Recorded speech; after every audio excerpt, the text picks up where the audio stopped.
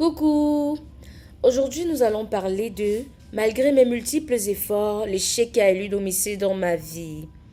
Voyez-vous, votre couple ne fonctionne pas normalement, vos activités, tout, votre relation est chaotique, il y a toujours la discorde, il y a toujours la confusion, tes projets aussi ne marchent pas comme tu veux, tes ambitions vont au ralenti, bref, tout dans ta vie ne fonctionne pas comme ça doit fonctionner normalement, il y a toujours, il y a toujours des manquements, il y a toujours des tares, il y a toujours des difficultés.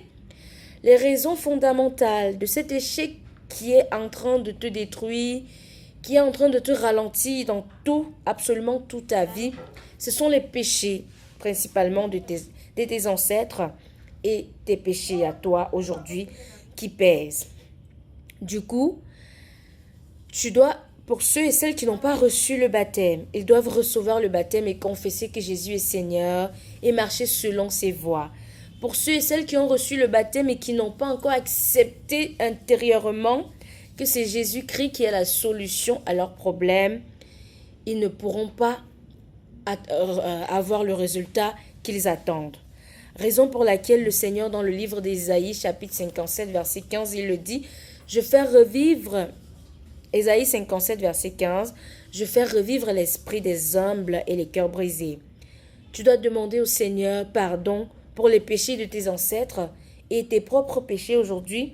Et ensuite, tu dois aller vers qui de droit? Toutes les personnes que tu as offensées, tu dois aller leur demander aussi pardon.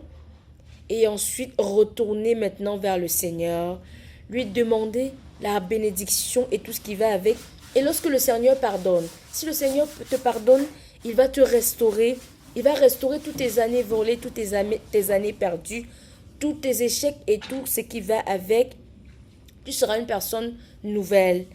Et du coup, tu ne pourras plus, pour rester dans la constance, bien sûr, il te faudra toujours être rattaché au Seigneur. Et pour le connaître, il n'y a que ses écrits. Tu dois lire la parole. Tu dois savoir lire la parole. Et lorsque tu lis la parole et lorsque tu t'es déjà humilié, tu t'es humilié en demandant pardon au Seigneur et à toutes les personnes que tu as offensées, tu dois lire la parole et le Seigneur va beaucoup te faire des révélations. Et là, il pourra enfin donner la mission pour laquelle il t'a créé parce qu'il t'a créé pour un but précis.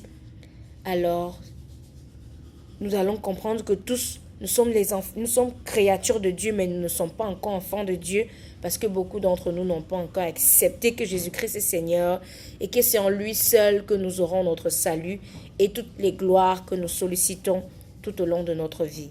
Marc chapitre 9, verset 23, tout est possible à celui qui croit. Dieu a les clés de ta destinée entre ses mains. Par ma voix, le Seigneur te parle.